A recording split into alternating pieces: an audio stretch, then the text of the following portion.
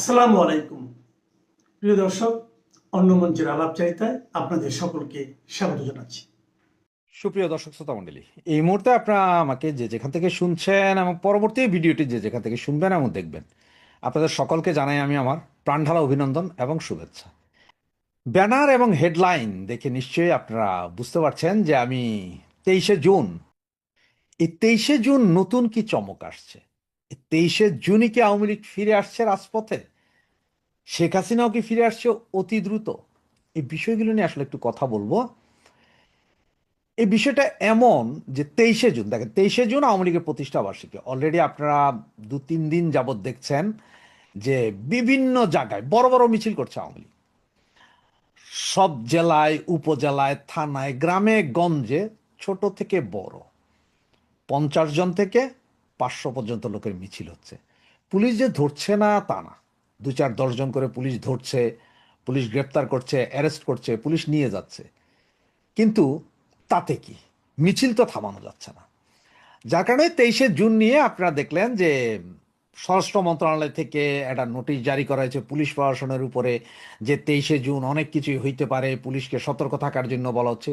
পুলিশকে সতর্ক থাকার জন্য বলা হচ্ছে, একটা জিনিস যদি একটু খেয়াল করেন, দেখেন একটা থানার পুলিশ, যে কোনো একটা থানার পুলিশ যখন ওই যে সন্ত্রাসী ছিনতাইকারী 5-7 জনকে ধরতে যায়, সেইখানেও বাধার মুখে 5-7 জনের পুলিশে পিটাইয়া দৌড়াইয়া দেয়। দেখছেন না এই জিনিসগুলো? ঠিক তেমনি যদি আমরা 100, 150, 200, 500 লোক যদি সাহস করে দাঁড়াইয়া যায়, তাহলে পুলিশ কি হবে? দেখেন, পুলিশ চাকরি বাঁচানোর জন্য, পুলিশ চাকরি বাঁচানোর জন্য আমাদেরকে ধরতেছে, কারণ ওদের চাকরি, ওদের ধরতে হবে। তাই বলে এমন না যে পুলিশ সবাই ধরে নিয়ে যাওয়ার চেষ্টা করতেছে, না, পুলিশ সেটা করতে হবে। বা যে কোনো একটা থানার সেই সক্ষমতা নাই যে 50 জন ছেলে পেলে এক জায়গায় দাঁড়ায় গেলে ধরে নিয়ে যাবে। এই সক্ষমতা পুলিশের না, কারণ পুলিশেরও ভয় আছে। আবার পুলিশের মধ্যে একটা বিশ্বাস কি আছে জানেন, যে আওয়ামী লীগের ছেলেরা, ছাত্রলীগের ছেলেরা বা আওয়ামীপন্থী যারা নামে, তারা পুলিশের উপরে আক্রমণ করবে না, কারণ এই পুলিশের যে গঠন প্রক্রিয়া, মানে গত 15 বছরকে সব বাহিনীর মধ্যে পুলিশ বাহিনীকে সেরা বাহিনী হিসাবে তৈরি করেছিল কিন্তু আওয়ামী লীগ, সব কিছু দিয়ে। এইটা তৈরি করতে যায় আওয়ামী লীগের যেমন বদনামও আছে, তেমন আবার পুলিশে যারা চাকরি করে বা আম জনগণ যারা এতদিন শান্তিতে ছিল, শান্তিতে ছিল গত 15 বছর, তারাও জানে যে পুলিশ প্রশাসন ছাড়া, পুলিশ ছাড়া এই দেশে শান্তিতে বসবাস করা যায় না। পুলিশ ছাড়া ধর্ষণ, ছিনতাই, খুন খারাপি এগুলো ট্যাকেল দেওয়া যায় না। এটা ভালোভাবেই পুলিশ এবং জনগণ জানে।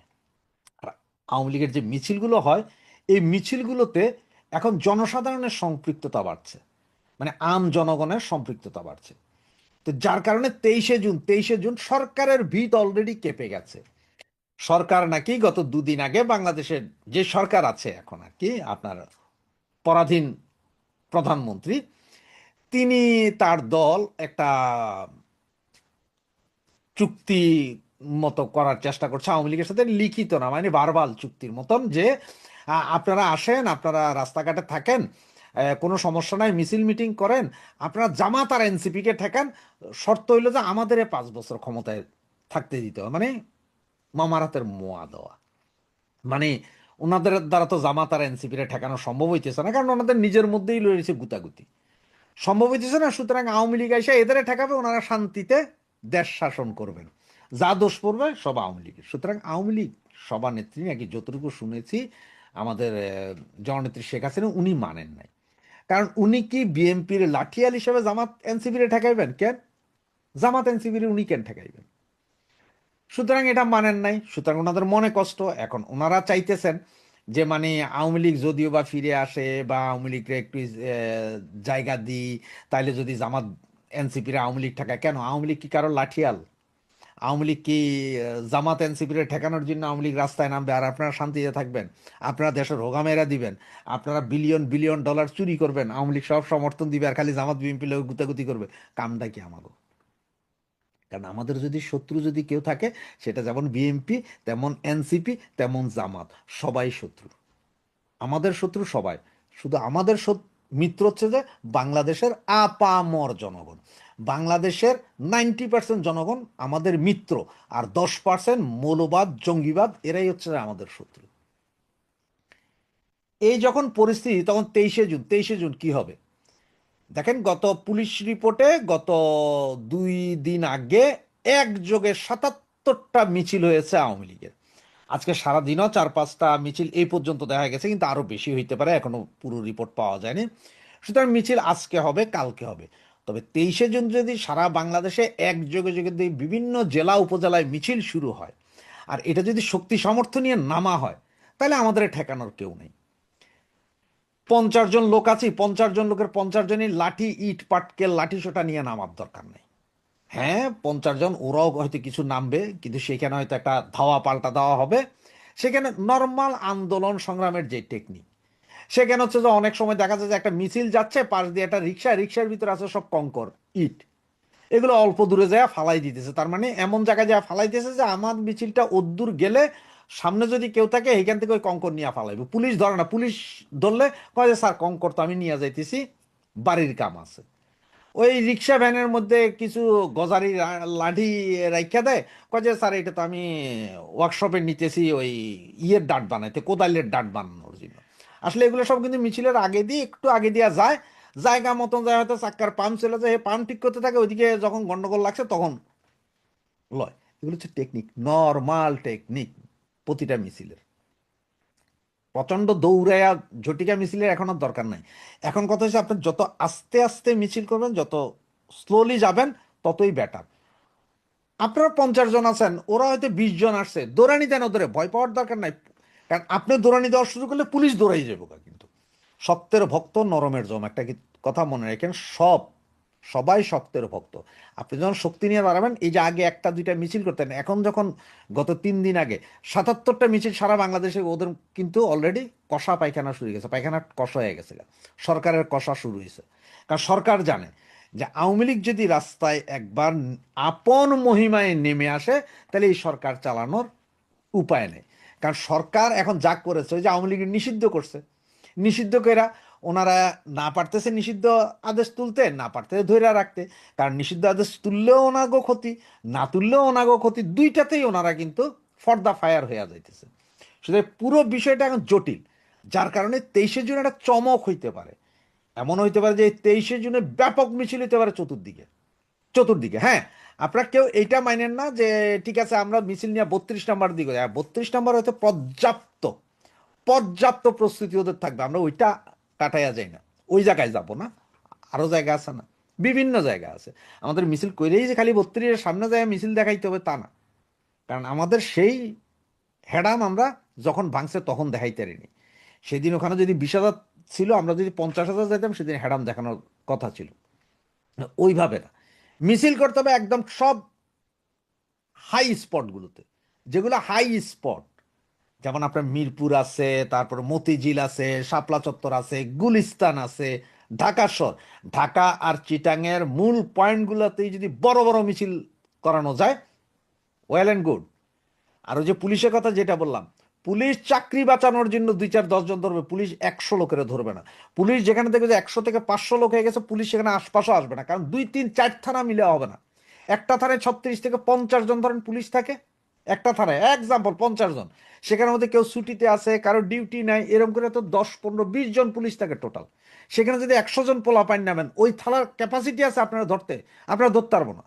কারণ আপনিও যখন হুঙ্কার দিবেন, কারণ ওরা যেখানে 5 জন ছিনতাইকারী ধরতে গেলে পুলিশ মাইর খায়, সেখানে আপনার 50 জনের সামনে ওরা মাথা খারাপ দাঁড়াইবো, ওরা এরা তো পিটিয়ে দিব। এই আতঙ্কটা পুলিশের, মাইর খাওয়ার আতঙ্ক পুলিশের আছে। যদিও পুলিশ বিশ্বাস করে যে আওয়ামী লীগ মারবে না, কিন্তু মাইর খাওয়ার আতঙ্ক তাদের মধ্যে আছে। সবার মধ্যে না থাকলেও 5 জনের মধ্যে আছে। ওসি গুলো হয়তো একটু সামনে আইব, কিন্তু আপনি যখন ধরে যাবেন তখন দেখবেন ওসিও ল্যাংড হইয়া দৌড়াইতেছে। এ হচ্ছে মূল। শুধু 23 তারিখ মাথায় রাখেন, এই 23 তারিখ যদি একটা বৃহৎ কিছু ঘটানো যায়, এটাই আমাদের জন্য সবচেয়ে সুফল বয়ে আনবে। বাংলাদেশ আওয়ামী লীগকে ধ্বংস করবার লক্ষ্যে গত বছরের মে মাসে ইনুজগং বাংলাদেশ আওয়ামী লীগের কার্যক্রমের উপরে নিষেধাজ্ঞা জারি করেছিল, এবং তখন তারা বলে বেড়াতো যে আওয়ামী লীগ আর জীবনেও ঘুরে দাঁড়াতে পারবে না, আওয়ামী লীগের রাজনীতির সমাধি রচিত হয়েছে। কিন্তু বর্তমান বাস্তবতায় কি তাই মনে হয়? কার্যক্রম নিষিদ্ধ আওয়ামী লীগ কি প্রকাশ্য আওয়ামী লীগের চাইতেও বেশি শক্তিশালী? আওয়ামী লীগের কার্যক্রম নিষিদ্ধ করে যে ফলাফল আশা করেছিল ইউনূস গং এবং পরবর্তীতে বর্তমানে নির্বাচিত বিএনপি সরকারও ইউনূসের সেই সিদ্ধান্ত এখন পর্যন্ত বহাল রেখেছে এবং যার মধ্য দিয়ে তারা ধারণা করেছিল আওয়ামী লীগের রাজনীতি শেষ। আওয়ামী লীগ এর আগে একাধিকবার নিষিদ্ধ হয়েছে, আর প্রতিপক্ষ এই বিএনপি বলেন, জামাত বলেন, অনেকেই বহুবার বলেছে আওয়ামী লীগের রাজনীতি শেষ, কিন্তু আওয়ামী লীগ যেন ফিনিক্স পাখি, প্রতিবার সে ঘুরে দাঁড়িয়েছে, ছাই থেকে নতুন করে জন্ম নিয়েছে। তো আজকে আপনাদের সামনে যখন কথা বলছি তখন কার্যক্রম নিষিদ্ধ আওয়ামী লীগকে নিয়ে সরকার, বিএনপি, জামাত সবারই ভীষণ মাথা ব্যথা। আগামী সেপ্টেম্বর মাসে স্থানীয় সরকার নির্বাচন, সেই নির্বাচনে বিএনপি এবং জামাত তাদের কৌশল নির্ধারণ করছে এবং কৌশল নির্ধারণটা করতে গিয়ে তারা নির্ভর করছে বেসিক্যালি আওয়ামী লীগের সমর্থনের উপর। তাদের ধারণা যে আওয়ামী লীগ যদি তাদের সমর্থন দেয় তাহলে তারা এই স্থানীয় সরকার নির্বাচনে বিপুলভাবে জয়লাভ করবে, যেটা হয়েছিল গত 12ই ফেব্রুয়ারির জাতীয় সংসদ নির্বাচনে। সেই সন্ধ্যা রাতের নির্বাচনে অনেক আসনেই বিএনপি, আওয়ামী লীগ এবং সংখ্যালঘুদের ভোট তাদের বাক্সে নিয়েছিল এবং তখন তারা নানা রকমের প্রতিশ্রুতি দিয়েছিল, কিন্তু নির্বাচনের পরে দেখা গেল অনেক প্রতিশ্রুতি তারা আর রাখেনি। সরকারের কাছে গত বৃহস্পতিবার একটি গোয়েন্দা প্রতিবেদন জমা পড়েছে, যে প্রতিবেদনটি প্রধানত আগামী 23শে জুন বাংলাদেশ আওয়ামী লীগের ৭৭তম প্রতিষ্ঠা বার্ষিকীকে কেন্দ্র করে সরকারের গোয়েন্দা বিভাগ ধারণা করছে যে ওই দিন সারা দেশে ব্যাপকভাবে আওয়ামী লীগ এবং তাদের অঙ্গ সংগঠনগুলো শোডাউন করবে এবং এর ফলে দেশের বিভিন্ন স্থানে বৈষম্য বিরোধী ছাত্র জোট এবং এনসিপির সাথে একটা গন্ডগোল হতে পারে। পুলিশ নিজেও ভয় পাচ্ছে যে তারা যদি আওয়ামী লীগের কার্যক্রমে বাধা দেয় তাহলে সেক্ষেত্রে তাদের উপরেও আওয়ামী লীগের নেতাকর্মী এবং জনগণ ক্ষুব্ধ হতে পারে। তো এই গোয়েন্দা প্রতিবেদনে আসন্ন স্থানীয় সরকার নির্বাচন নিয়ে বিস্তারিত বলা হয়েছে এবং একটি আসনকে তারা উদাহরণস্বরূপ গোয়েন্দা প্রতিবেদনে অন্তর্ভুক্ত করেছে, সেটি হলো লক্ষ্মীপুর ৩ আসন। লক্ষ্মীপুর উপজেলার 12টি ইউনিয়ন এবং লক্ষ্মীপুর পৌরসভাকে নিয়ে এই লক্ষ্মীপুর ৩ আসনে নির্বাচনে বিজয়ী হয়েছিলেন বর্তমানে বিএনপির মন্ত্রী এবং বিএনপির কেন্দ্রীয় নেতা জনাব শহীদ উদ্দিন চৌধুরী অ্যানি। রাজনীতিতে অ্যানি নামেই তিনি পরিচিত এবং তার নিকটতম প্রতিদ্বন্দ্বী ছিলেন জামায়াতের রেজাউল করিম। মিস্টার অ্যানি পেয়েছিলেন ১,৩৫,৬১২টি ভোট এবং মিস্টার রেজাউল করিম পেয়েছিলেন ১,২২,৮০২টি ভোট। তাদের দুজনের ভোটের ব্যবধান ছিল মাত্র ১২,৮১০টি। লক্ষ্মীপুর সদরের যে উপজেলা তার 12টি ইউনিয়নের কথা বললাম, সেখানে অন্তত 6টি ইউনিয়ন যেমন ভবানীগঞ্জ, কুশাখালী, তেওয়ারীগঞ্জ, দিগলি, মান্দারি, চরশাহী, এই 6টি হলো আওয়ামী লীগের দুর্গ। তার মানে এই যে শহীদ উদ্দিন চৌধুরী অ্যানি হাড্ডাহাড্ডি লড়াইয়ের ফলে জিতেছেন, এখানে আওয়ামী লীগের ভোটটা কিন্তু ভীষণ গুরুত্বপূর্ণ ছিল। তো তারা এখন চেষ্টা করছে যে আগামী স্থানীয় সরকার নির্বাচনেও তারা আওয়ামী সমর্থকদের ভোটটা তাদের পক্ষে নিতে চায় এবং এর জন্য তারা ইতিমধ্যেই বেশ কিছু অফার আওয়ামী লীগকে দিয়েছে। জামাত বলছে যে তারা আওয়ামী লীগের বিরুদ্ধে যে মামলা হামলা হচ্ছে এগুলো বন্ধ করে দিবে, সামাজিক কার্যক্রম চালাতে দিবে, তাদের সকল রকমের সহযোগিতা করবে, নির্বিঘ্নে ব্যবসা করতে দিবে। বিএনপিও একই কথা বলছে, প্লাস বিএনপি বলছে তাদের অফিস খুলে দেওয়ার ব্যবস্থা করবে এবং আওয়ামী লীগের কার্যক্রমের উপর থেকে নিষেধাজ্ঞা তোলার ব্যাপারে জামাত এখনো হার্ড লাইনে থাকলেও বিএনপি মনে করে যে আওয়ামী লীগের উপর থেকে নিষেধাজ্ঞা তুলে দিলে রাজনীতির মাঠে আলটিমেটলি বিএনপি উপকৃত হবে। আওয়ামী লীগের কাছে ইতিমধ্যেই ৬ দফা প্রস্তাব দিয়েছে বিএনপি সরকার, ইতিমধ্যে আপনারা সেটা জানেন। তার অন্যতম গুরুত্বপূর্ণ একটি দফা হলো যে আওয়ামী লীগের উপর কার্যক্রমের উপর থেকে নিষেধাজ্ঞা প্রত্যাহার করে নেবে, কিন্তু তার বিনিময়ে কথা দিতে হবে যে আওয়ামী লীগ ৫ বছর বিএনপিকে কোনো রকমের ডিস্টার্ব করবে না, বিএনপি সরকারের বিরুদ্ধে কোনো আন্দোলন গড়ে তুলবে না। এরকম ৬ দফা আওয়ামী লীগের পক্ষ থেকে খুব স্পষ্ট করেই জানিয়ে দেওয়া হয়েছে যে এই ধরনের কোনো শর্ত মেনে তারা কোনো ডিলে যেতে রাজি নয়। তারা তাদের শক্তিতেই রাজনীতিতে ফিরে আসবে, তাদের উপরে যে আরোপিত নিষেধাজ্ঞা সেটা প্রত্যাহার হয়ে যাবে জনগণের চাপের মুখে এবং সময়ের সাথে সাথে। আওয়ামী লীগ এই যে কোনো রকমের আপোষ নামায় সই করতে রাজি হচ্ছে না, এর অন্যতম কারণ হলো যে সারা দেশ জুড়ে আওয়ামী লীগের নেতাকর্মীরা জেগে উঠেছে। তাদের অনেকের সাথেই কথা বলে এটা বোঝা গেছে যে তাদের দেওয়ালে পিঠ থেকে গেছে। তারা এখন আর হামলা, মামলা, নির্যাতন, জেল, জুলুম এগুলো কোনো কিছুরই পরোয়া করছে না। এবং আপনারা দেখছেন এমনকি আজকেও বাংলাদেশের অনেকগুলো জেলায় মশাল মিছিল বলেন, এমনি মিছিল বলেন, মোটরসাইকেল মিছিল বলেন, এগুলো হচ্ছে কিন্তু। এবং আমি একটি উদাহরণ দিব, আছে কুষ্টিয়া শহরের একজন সাবেক মেয়রের বাড়িতে, এবং তিনি আওয়ামী লীগ নেতা মিস্টার আনোয়ার আলী, তার বাড়িতে যৌথ বাহিনী গিয়েছিল, পুলিশ, বিজেপি এবং ডিবি। তারা গিয়েছিল এই সম্ভবত আনোয়ার আলীর ছেলেকে গ্রেপ্তার করতে, তরুণ আওয়ামী লীগ নেতা, তাকে গ্রেপ্তার করতে। এবং এই খবর পাওয়ার পরে আশেপাশের নারী এবং জনগণ সবাই এসে বাড়িটা ঘিরে রেখেছিল। ২ থেকে ৩ ঘন্টা পুলিশ, বিজিবি, ডিবি ঘেরাওয়ের মুখে ছিল।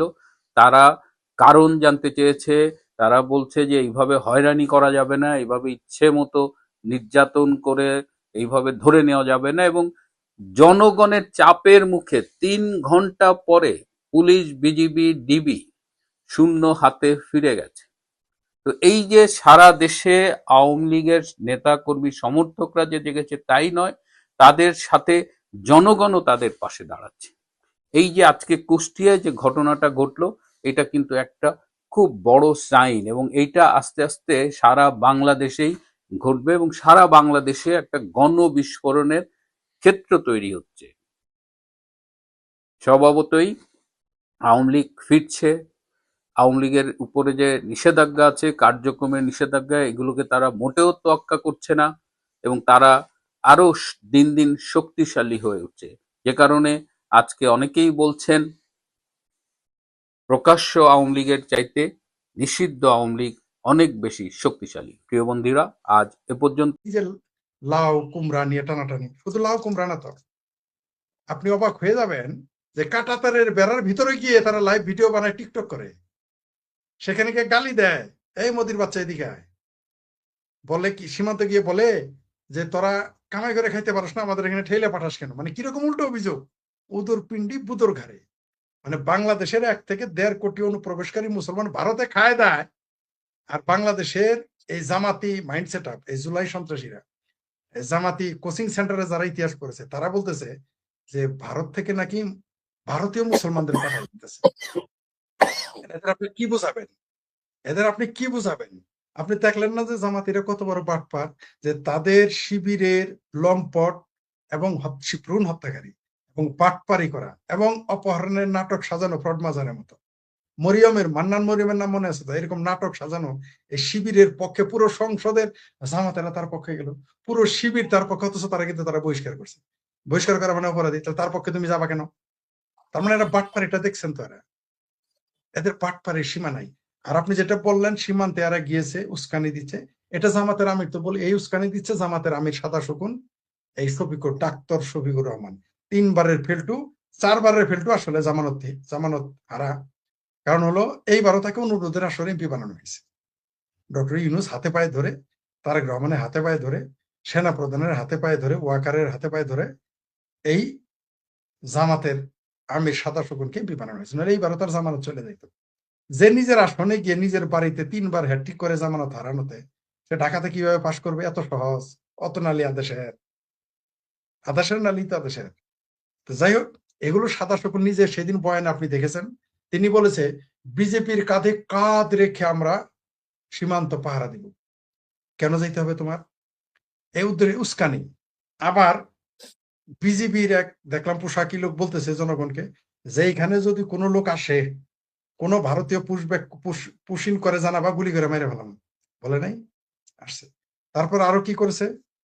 এই জামাতের আরেক নেতা গোলাম কি তাহের নাকি কাফের নাকি কি কাহের, সে বলেছিল আমরা তো দোয়া করতেছি ভারত যেন আক্রমণ করে, আমাদের 50 লক্ষ জেহাদি রেডি। এই জামাতের নেতা বলেছে। শুধু এইটা না, আবার জামাতের আরেকটা পোস্টার বয়, অরিজিনাল কেসকে বান্দির পোলা বালিস্টার শাহরিয়ার ফেকু বালিস্টার, সে কি বলেছে? সে বলেছে যে পাকিস্তান থেকে রেঞ্জার এনে বাংলাদেশের সীমান্ত পাহারা দিতে হবে। এখানেই ক্ষান্ত হয়নি, এও বলেছে ভারতের বিরুদ্ধে আপনাকে চীন এবং পাকিস্তানের সাথে সামরিক চুক্তি করতে বলতেছে। এর মানে আপনি কি বুঝলেন? এগুলো তো উস্কানি দিচ্ছে। তারা চাচ্ছে এই দেশে একটা যুদ্ধ হোক।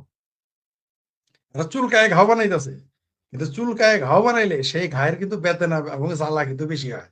নর্মাল ঘায়ের কিন্তু জ্বালা বেদনা হতো না, কিন্তু যদি চুলকায় ঘাও বানায় ওই জ্বালাটা কিন্তু বেশি। প্রথমে খুব মজা লাগে, যাদের চুলকায়, আমারও ছোটবেলা চুলকানি হয়েছিল, চুলকাইলে খুব মজা লাগতো। তারপর যখন ঘাওটা হয়ে যাইতো না, 7 দিন ভুগতাম, 15 দিন ভুগতাম, অ্যান্টিবায়োটিক খাইতে হইতো 15 দিন 1 মাস।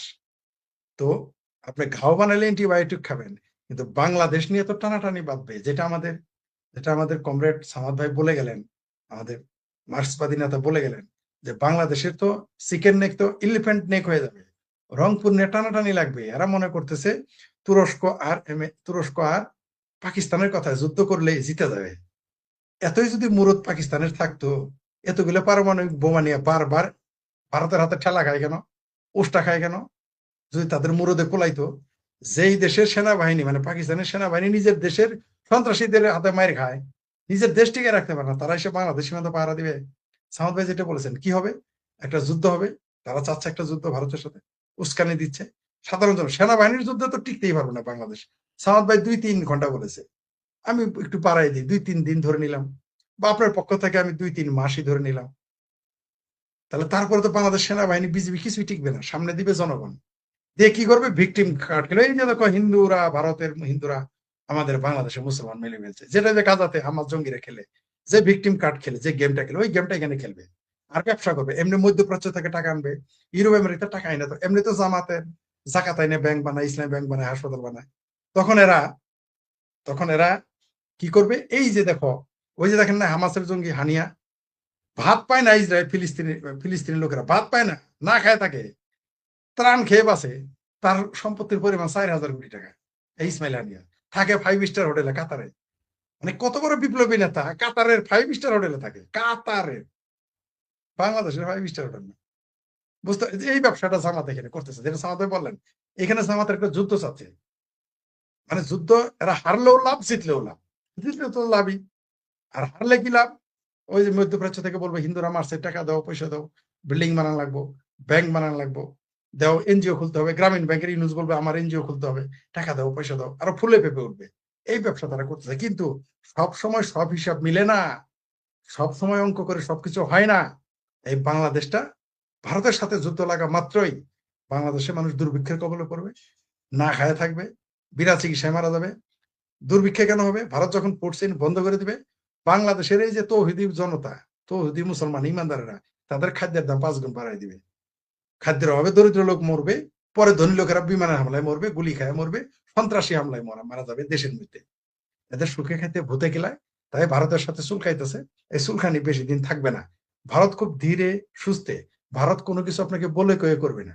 বিনা গুলিতে, বিনা বোমায়, বিনা পারমাণবিক বোমায়, বিনা AK-47 পাকিস্তানকে কিন্তু ভিখারিস্তানে পরিণত করে দিয়েছে, পৃথিবী থেকে আইসোলেটেড করে দিয়ে। আকল তো বাংলাদেশের মাদ্রাসা ছাত্রদের আকলে নাই।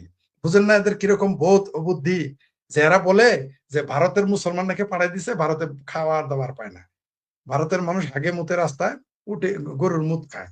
কিন্তু এই উটের মুদ খাওয়া, গরুর মুদ খাওয়া দেশেই কিন্তু আবার বাংলাদেশের মুসলমানেরা 1.5 কোটি গিয়ে কোনো কাজের বয়স আছে, কেউ কেউ গিয়ে দিন মজুরে কাজ করে। এরা এরকম বেহায়া বেলাস, এদের ইতিহাস সবসময় উল্টো করে পড়ে না। এখন এই সমস্ত মূর্খদের আপনি আপনি মূর্খদেরও ঠিক করতে পারবেন, কিন্তু গন্ড মূর্খদের তো আপনি ঠিক করতে পারবেন না। গাধাকে পিটিয়ে তো আপনি ঘোড়া বানাইতে পারবেন না ভাই, এটা তো সম্ভব না। এগুলো এই দেশে বিশ্ববিদ্যালয় বানাক আর মাদ্রাসা বানাক, এই দেশে মানুষের মগজ সবসময় ভারত বিরোধী। এই ব্যাপারে বারবার যেটা আমি বলে থাকি, কমরেড হায়দার আকবর খান রনর পয়েন, আমাদের সামাদ ভাই ভালো করে জানেন, আপনিও ভালো করে জানেন, বাম রাজনীতি যারা করেন তারা জানেন যে হায়দার আকবর খান রনু একজন নমস্য ব্যক্তি এবং মুক্তিযোদ্ধা সংগঠক, বাম রাজনীতির পুরোধার। তিনি কি বলেছিলেন যে বাংলাদেশে মৌলবাদীদের 4টি স্তম্ভ, তাদের 4টা খুঁটি: ভারত বিদ্বেষ, নারী বিদ্বেষ, মুক্তিযুদ্ধ বিরোধিতা এবং বাঙালি সংস্কৃতির বিরোধিতা করে। এইভাবে বাংলাদেশে পয়দা করেছে। মুসলিম লীগের কাজটাই ছিল ভারত বিরোধিতা করা আর সমাজতন্ত্রের বিরোধিতা করা। এই যে আমাদের কিছু চিঙ্কুবাম আছে যারা এই মৌলবীদের পক্ষ নেয়, তারা ভুলে গেছে হায়দার আকবর খান রনর এই কথা, কমরেডের। কেন এটা কি কে না জানে যে মোল্লারা সমাজতন্ত্র বিরোধী? কিভাবে তার পক্ষ নেয়? আমার সাথে সামাদ ভাইয়ের বিরোধ হতে পারে, আপনার সাথে সামাদ ভাইয়ের বিরোধ হতে পারে, আমরা তো সমাজতন্ত্রের বিরুদ্ধে না, গণতন্ত্রের বিরুদ্ধে না, কিন্তু মোল্লারা তো মিলিটারি তো গণতন্ত্র সমাজতন্ত্র দুইটারই বিরুদ্ধে। তাদের সাথে আমাদের প্রীতি কি বাবা? সামাদ ভাইয়ের সাথে আমার বিরোধ হইলেও আমরা মুক্তিযুদ্ধের প্রশ্নে, আপনার সাথে আমার বিরোধ হইলেও মুক্তিযুদ্ধের প্রশ্নে, গণতন্ত্রের প্রশ্নে আমরা ঐক্যবদ্ধ। মানে একটা জায়গায় আমরা চিন্তার চেতনার জায়গায়, ধর্ম নিরপেক্ষতার প্রশ্নে, 72 সংবিধানের প্রশ্নে আমরা ঐক্যবদ্ধ। আমাদের মত ভিন্ন হইতে পারে, আপনার একমত, আমার একমত, সামাদ ভাইয়ের একমত, দেশ পরিচালনায়, রাষ্ট্র পরিচালনায়, সমাজ পরিচালনায় ভিন্ন মত থাকতেই পারে, কিন্তু মৌলিক প্রশ্নে তো আমরা একদিকে আছি। কিন্তু মোল্লারা তো কোনোদিন গণতন্ত্র, 72 সংবিধান মানে না, মানতে পারে না, তাদের আইডিওলজিটাই এরকম। তো যারাই যে মনে করতেছে যে এখন শিখাই দিল যে গণভবনের মতো চুরি করো, ওইখানে গিয়ে লাউ চুরি করে আনো, গাছ চুরি করে আনো, এটা ফলাফল ভালো হয় না। বাংলাদেশের মানুষ পালে পালে দলে দলে মারা যাবে। এরা পেট ভরাবে হলো জামাতিদের, এরা পেট ভরা হবে জঙ্গিদের, এরা পেট ভরাবে তুরস্কের, এরা পেট ভরাবে পাকিস্তানের। কারণ যে সামাদ ভাই বললেন, এরা এসে কিন্তু এই দেশে ব্যবসা করে যাবে। পাকিস্তান যুদ্ধ না থাকলে কি করে খাবে? সন্ত্রাস উৎপাদন রপ্তানি করে পাকিস্তান, আর তুরস্ক কিছু ড্রোন বানাবে বাংলাদেশের কাছে বেচবে। এই তো ব্যবসা, তো কোনো ব্যবসা নাই। আমরা আজকে 20শে জুন, এই দিনে পশ্চিমবঙ্গ প্রতিষ্ঠা দিবস হচ্ছে পশ্চিমবঙ্গে। আবার বাংলাদেশে দেখা যাচ্ছে আগামী 23শে জুন বাংলাদেশের যে আওয়ামী লীগ দলটি, তার যে প্রতিষ্ঠা বার্ষিকী, সেই প্রতিষ্ঠা বার্ষিকী পালন করার জন্য আওয়ামী লীগ কর্মী সমর্থকরা তারা নানা রকমভাবে এই দিনটি 23শে জুন প্রতিষ্ঠা বার্ষিকী পালনের উদ্যোগ নিচ্ছেন, সেই খবর পাচ্ছি। এই উদ্যোগে বাংলাদেশে রাজনৈতিক পারদ বেশি ওপরে উঠে যাচ্ছে, কারণ শোনা যাচ্ছে যে এনসিপি এবং জামাত তারা আওয়ামী লীগের বিরুদ্ধে তারা রাস্তায় নামবে। আবার আওয়ামী লীগ কর্মী সমর্থকরাও রাস্তায় নামলে সেখানে একটা কি ঘটবে সেটা তো পরে জানা যাবে, কিন্তু ভালো কিছু ঘটবে না সেটা বোঝাই যায়। সরকার কিভাবে এই দিনটিকে তারা সামলাবে সেই চিন্তাও সরকার করছে। পুলিশের কাছে পুলিশ নানা রকমভাবে প্রস্তুতি নিচ্ছে, এ খবর আমি পাচ্ছি। এই আওয়ামী লীগের 23শে জুনের প্রতিষ্ঠা বার্ষিকী উপলক্ষে একটি অতীতের পাতায় আওয়ামী লীগের প্রতিষ্ঠা বার্ষিকী কিভাবে পালিত হয়েছে কয়েকটি উল্লেখযোগ্য ঘটনা, সেইটা এই ভিডিওতে আমি বলবো। দেখুন, বাংলাদেশের অন্যতম প্রাচীন রাজনৈতিক দল বাংলাদেশ আওয়ামী লীগ 1949 সালের 23শে জুন ঢাকার ঐতিহাসিক রোজ গার্ডেনে প্রতিষ্ঠিত হয়েছিল। প্রথমে নাম ছিল দলটির পূর্ব পাকিস্তান আওয়ামী মুসলিম লীগ, পরে তা আওয়ামী লীগে রূপান্তরিত হয়।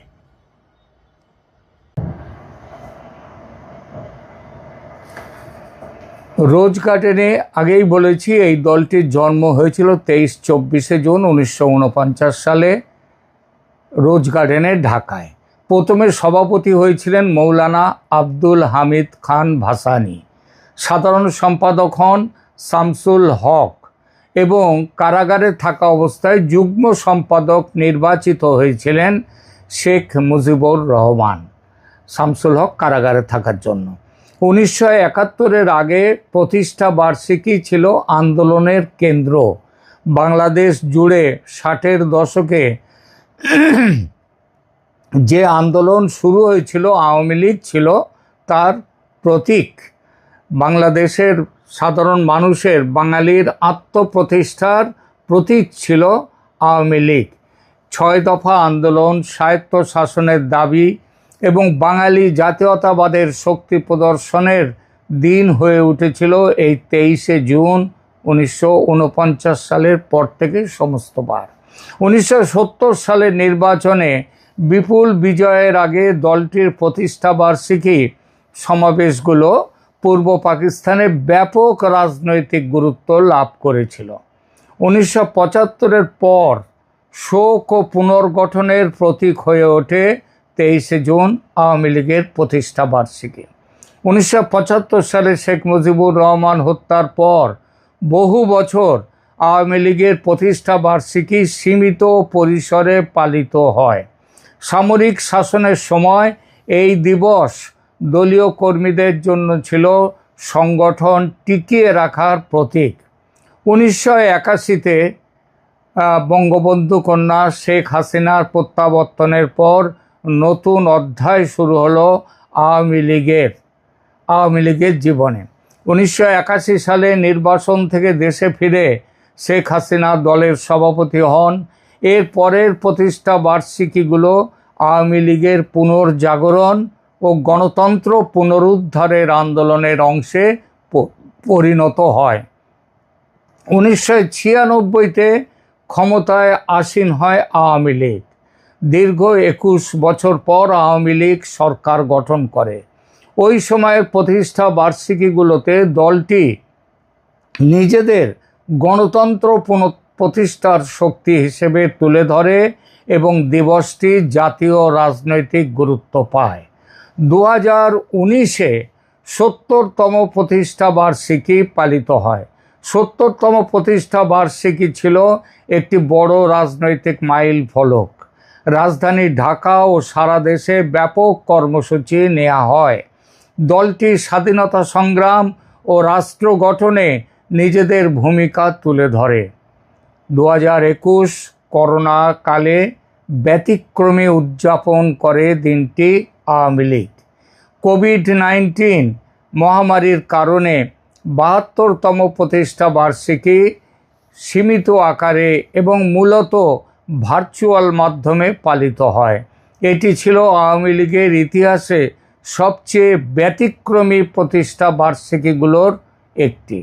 2024 প্লাটিনাম জুবিলি 75 বছর উপলক্ষে প্রতিষ্ঠা বার্ষিকী পালন করে আওয়ামী লীগ। 75তম প্রতিষ্ঠা বার্ষিকী বা প্লাটিনাম জুবিলি উপলক্ষে রাজধানীতে বড় সমাবেশ, সাংস্কৃতিক অনুষ্ঠান, নৌকা বাইচ ও বিভিন্ন কর্মসূচি আয়োজন করা হয়। এটি ছিল দলটির ক্ষমতায় থাকা অবস্থায় শেষ বড় প্রতিষ্ঠা বার্ষিকী উদযাপন। এরপর 2025-26 নিষেধাজ্ঞার ছায়ায় প্রতিষ্ঠা বার্ষিকী পালন করেছিল আওয়ামী লীগ। 2024 পরবর্তী রাজনৈতিক পরিবর্তনের পর আওয়ামী লীগের প্রতিষ্ঠা বার্ষিকী একটা নতুন অর্থ পায়। দলটি ক্ষমতাচ্যুত ও সাংগঠনিক চাপে থাকলেও 23শে জুনকে কেন্দ্র করে 2025-এ নিজেদের অস্তিত্ব ও সাংগঠনিক সক্ষমতা প্রদর্শনের চেষ্টা কিন্তু করেছে। ফলে প্রতিষ্ঠা বার্ষিকী শুধুমাত্র স্মৃতিচারণ নয়, বরং বাংলাদেশের বর্তমান রাজনৈতিক সংঘাতের একটি গুরুত্বপূর্ণ প্রতীক হয়ে উঠেছে। এই আবহে এবার আবার 2026-এর 23শে জুন আওয়ামী লীগ তার প্রতিষ্ঠা বার্ষিকী পালন করবে। এই উপলক্ষে যেমন সাজো সাজো একটা রব উঠেছে আওয়ামী লীগ কর্মীদের মধ্যে, তেমনি আওয়ামী লীগের 23শে জুনের প্রতিষ্ঠা বার্ষিকী বাংলাদেশের রাজনৈতিক ইতিহাসকে এবার কোন পথে নিয়ে যাবে সেটাও এখানে দেখা যাবে। কখনো জন্মদিন, কখনো আন্দোলনের দিন, কখনো শোকের প্রতীক, কখনো ক্ষমতার উৎসব, আবার কখনো অস্তিত্ব রক্ষার সংগ্রামের প্রতীক হিসেবে 23শে জুন দেখা দিয়েছে। সেই অর্থে আওয়ামী লীগের প্রতিষ্ঠা বার্ষিকীর ইতিহাস আসলে বাংলাদেশের রাজনৈতিক ইতিহাসের একটা সংক্ষিপ্ত প্রতিচ্ছবি। আমার দ্বিতীয় ভিডিও আমি দেব এই বিষয়ে। এবার 23শে জুন আন্দোলন উপলক্ষে, এই প্রতিষ্ঠা বার্ষিকী উপলক্ষে বাংলাদেশ কোন দিকে এগিয়ে যাবে, কি বার্তা দেবে, সেই বিষয়ে থাকবে আমার বক্তব্য। এখনকার মতো এখানেই রাখছি। আসসালামু আলাইকুম রহমতুল্লাহি ওবরকাতুহু। সম্মানিত দর্শক, কয়েকটি বিষয় নিয়ে আলোচনা করব। প্রথম বিষয়টা হলো, হঠাৎ করে শেখ হাসিনা একদম চুপচাপ হয়ে গেছেন গত এক সপ্তাহ ধরে, যেটিকে আমি খামোশি বলার চেষ্টা করছি, বা খামোশি কেন বলার চেষ্টা করলাম সেটি নিয়ে পরে বলবো। কিন্তু তিনি চুপচাপ হয়ে গেছেন এবং গত এক সপ্তাহের মধ্যে তিনি ছোট্ট একটা অডিও ক্লিপে সংক্ষিপ্ত একটা বক্তব্য দিয়েছেন, 3 মিনিটের, not more than that. Very concrete,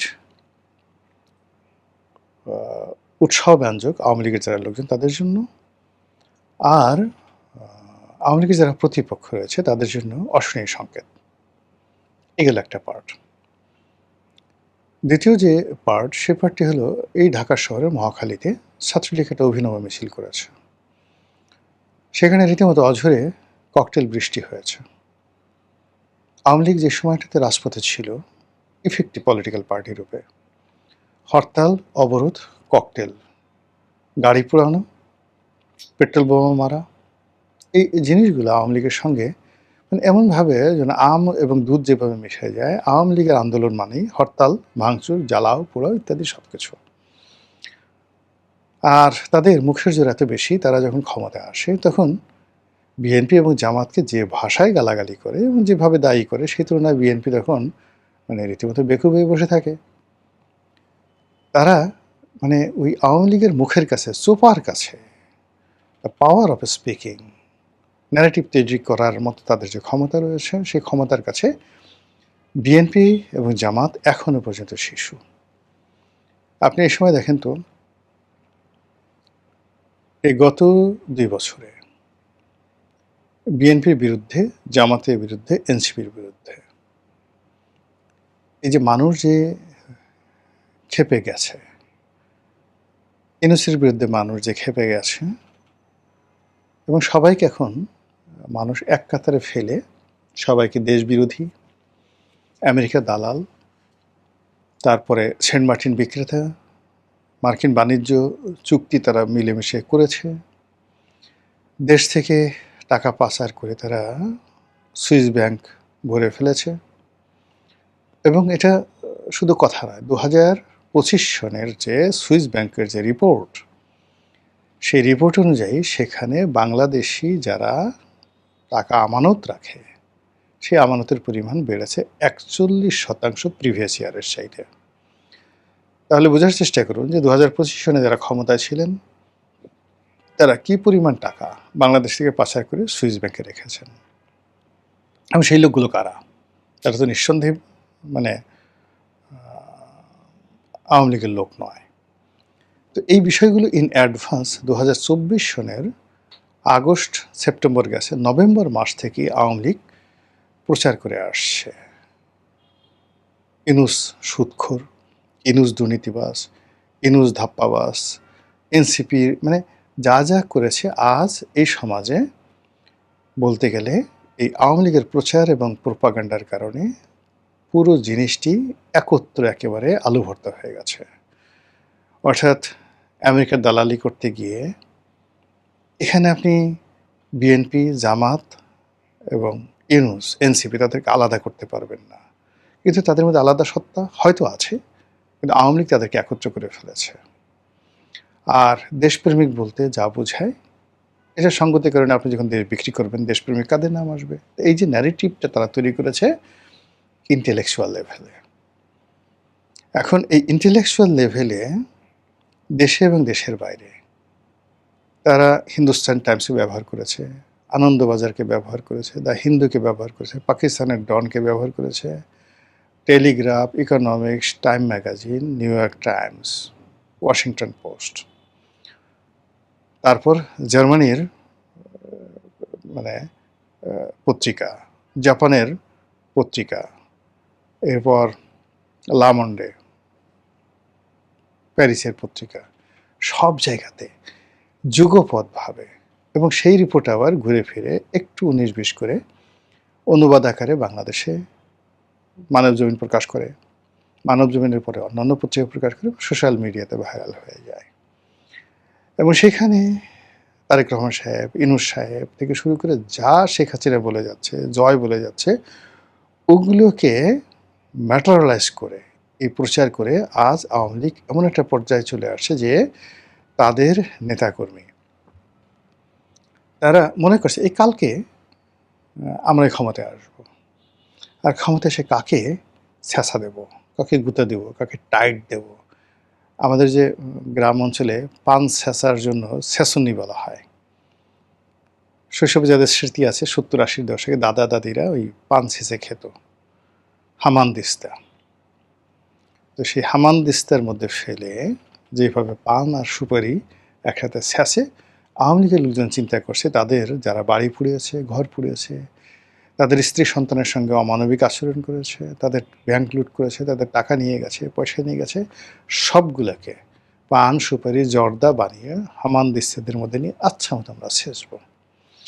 এবং এই যে তারা চিন্তা ভাবনা করছে, চিন্তা ভাবনা করার ফলে তাদের মধ্যে একটা প্রচণ্ড সাহস, এবং সেই সাহস এই রাজধানীতে এসে আশ্রয় পড়েছে। কিভাবে আশ্রয় পড়েছে? যে মহাখালীর মতো ব্যস্ততম জায়গাতে তারা রীতিমতো ককটেল বৃষ্টি করে ঝরিয়ে তারা সেখানে মিছিল করেছে। পুলিশ কি করেছে? 2 জনকে গ্রেপ্তার করতে পেরেছে, কিন্তু বাকি সবাই সেখান থেকে চলে গেছে। কিন্তু আতঙ্ক তো ছড়িয়ে পড়েছে। এখন এটা মহাখালী কেন? ওই যে মহাখালীতে আওয়ামী লীগের যারা প্রতিপক্ষ তারাই সেতু ভবন পুড়িয়েছিল, তারাই মহাখালী বক্ষব্যাধি হাসপাতালের ওই এলাকাটাতে 2-3টে অফিসে আগুন দিয়েছিল। তার মধ্যে স্বাস্থ্য অধিদপ্তর, তারপর যেটাকে বলা হয় ত্রাণ মন্ত্রণালয়ের অধীন যে একটা অফিস আছে, দুর্যোগ এবং পুনর্বাসন অধিদপ্তর, সেখানে সেতু ভবন। তো এর বাইরে উত্তরা থেকে তারা এই জিনিসটা শুরু করেছিল। ফলে আর ওই মহাখালীতে রেলগেটে এসে, মানে আওয়ামী বিরোধী যে মিছিল উত্তরা থেকে এসে ওই রেলগেটে এসে প্রথম তারা বাধাপ্রাপ্ত হয়েছিল হালকা, তারপর ওখান থেকে তারা সর্বশক্তি নিয়ে গণভবনের দিকে এসেছিল। এজন্য ওই মহাখালীর উপর তাদের রাগ। ওই মহাখালীতে তারা কারা কারা এই কাজ করেছে, কী কাজ করেছে, ফলে ওই মহাখালীকে তারা টার্গেট করে তারা এগোচ্ছে। এবং আমাদের রাজনীতিতে মহাখালী কিন্তু অত্যন্ত গুরুত্বপূর্ণ। এই মহাখালীতে বিএনপি কিন্তু বি চৌধুরীকে দাবলানি দিয়েছিল, এবং সেই রেল লাইন দিয়ে বি চৌধুরী, প্রয়াত B Chowdhury, doctor AQM Badruddoza Chowdhury, তার ছেলে মাহিবি চৌধুরী, তারা সেই রেল লাইন দিয়ে, মহাখালী রেল লাইন দিয়ে যেভাবে ভো দৌড় দিয়েছিলেন, এটা একটা ইতিহাস। এবং ওই মহাখালী রেলগেটের কাছেই নিউ ডিএইচএস আছে, যেখানে কর্নেল অলি আহমেদ বীর বিক্রম বসবাস করেন, বীর উত্তম বা বীর বিক্রম। তো তিনি যখন এই বিএনপি থেকে বের হয়ে গিয়ে এলডিপি করলেন, ওই তাকে মারার জন্য ওই মহাখালী রেলগেটের ওই জায়গাতে একটা ব্যাপক শোডাউন হয়েছিল। বিএনপির জমানাতে নয়, এরশাদ জমানাতে ওই মহাখালীর ওই এলাকাটাই মূলত ছাত্রদলের যারা তখন ঢাকা শহর নিয়ন্ত্রণ করতেন, সেই নিরু, সানাউল হক নিরু, সেই সানাউল হক নিরু তাদের যত আড্ডা, যত কর্মকাণ্ড ওই মহাখালীকে কেন্দ্র করে। এবং সানাউল হক নিরু সাহেব সেই মহাখালীতে থাকতেন, এবং সেখানে নিরু সাহেব যে বাসায় থাকতেন সেখানে মাঝে মধ্যে বর্তমান প্রধানমন্ত্রী তারেক রহমান সাহেব তিনিও নিয়মিত ওই বাসায় আসতেন। এবং ওই বাসায়, নিরুর বাসায় থেকে কি করতেন বা করতেন সেটা প্রধানমন্ত্রী বা নিরু ভাই দুজনে ভালো বলতে পারবেন। তো ওই হলো মহাখালীর ইতিহাস। ওখানে রাজনীতির অনেক কিছু টার্নিং পয়েন্ট হয়েছে, ওই মহাখালীর ওই জায়গাতে অনেক কিছু হয়েছে। কাজে সেই মহাখালীকে আওয়ামী লীগ টার্গেট করে সেখানে প্রথম ককটেল বৃষ্টি করলো। এটা গুলিস্তানে তারা করতে পারতো, তারা গুলিস্তানে করেনি, মহাখালীতে করেছে। তো বুঝুন যে তারা একটা ডিজাইন করে, ম্যাটিকুলাস ডিজাইন করে এই কাজগুলো করছে। থার্ডলি, হাসনাত আবদুল্লাহ এখন সংসদ সদস্য, এনসিপি নেতা। তিনি সাদিক কায়েমকে নিয়ে ইংল্যান্ডে গেলেন। তো সাদিক কায়েম দেখেন এখানে ছাত্রলীগ, একসময় সে ছাত্রলীগে ছিল, তারপরে ছাত্রলীগের মধ্যে গুপ্ত অবস্থায় ছিল, সেখান থেকে সে বের হয়ে আসছে। কিন্তু ইংল্যান্ডে সে যে গেল, সাদিক কায়েমকে কেউ একটা ডিম মেরেছে, তাকে কিছু করেছে, এটা কিন্তু কেউ বলতে পারবে না। তার একটা পশমকে স্পর্শ করেনি। হোয়াই? সেকেন্ড থিং হলো, ওখানে দফায় দফায় হাসনাত আবদুল্লাহ যখন নামলো তখন এক দফা গালাগালি করলো, ইচ্ছা মতো গালাগালি করলো। আপনি যতই বীরত্ব দেখান না কেন, রাজনীতি আমরা যারা করি, আমাদেরকে উদ্দেশ্য করে কোনো একটা চোখে মুখে সামনে দাঁড়িয়ে কেউ গালাগালি করে, ওটা ঘুমানো যায় না, ভালো লাগে না। এখন হাসনাত আবদুল্লাহকে হিথ্রো এয়ারপোর্টে গালাগাল করা হয়েছে, সে যতই বড় কথা বলুক না কেন, তার কিছুটা হল তার মন খারাপ হয়েছে।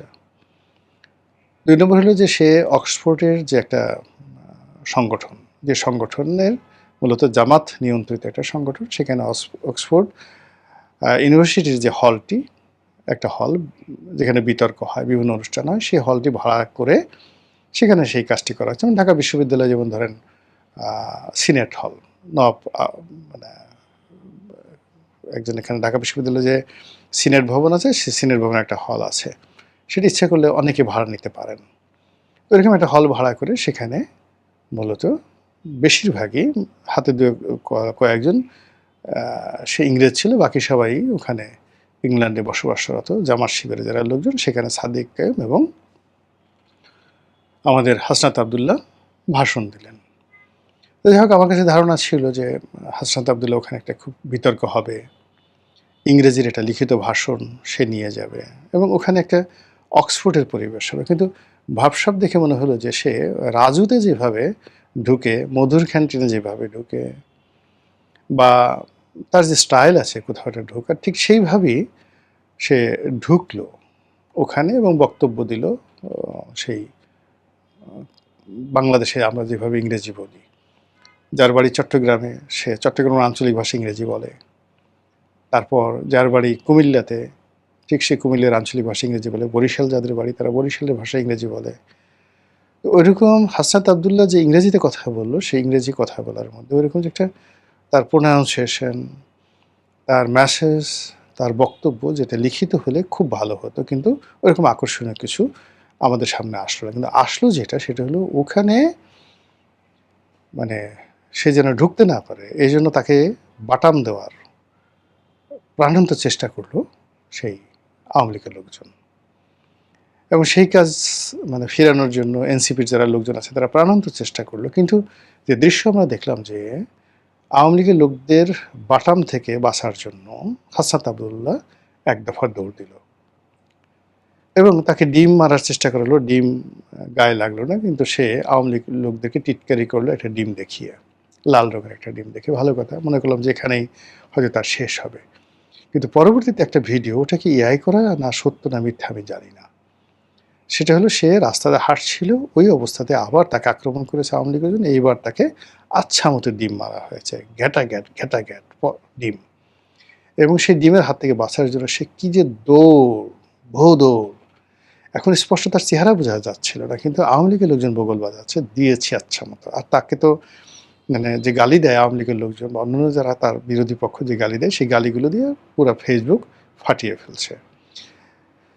এই যে 3টি ঘটনা, এই 3টি ঘটনার নিয়ে আওয়ামী লীগের মধ্যে ভীষণ রকম তোলপাড় চলছে। এবার প্রথম অংশে ফিরে আসি এবং সংক্ষেপে বলে বক্তব্য শেষ করব।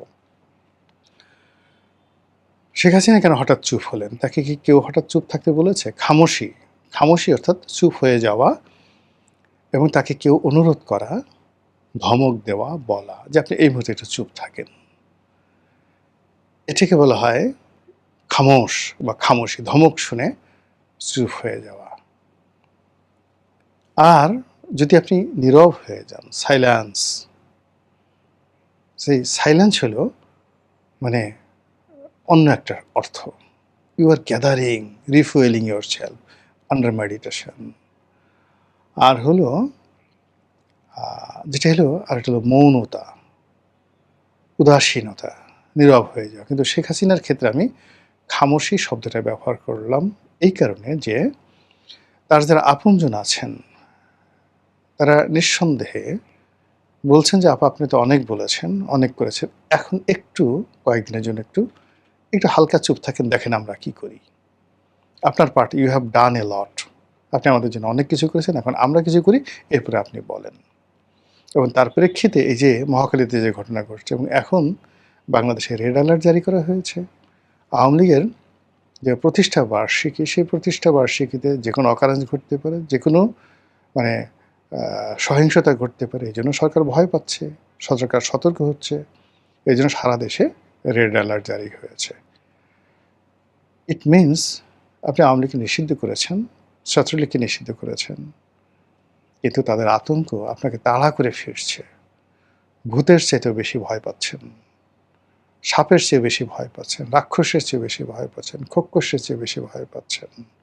আর এই যে আপনার যে ভয় বা আমাদের যে ভয়, এই ভয়ই আওয়ামী লীগের মধ্যে খুশির নাচন তৈরি করে ফেলেছে।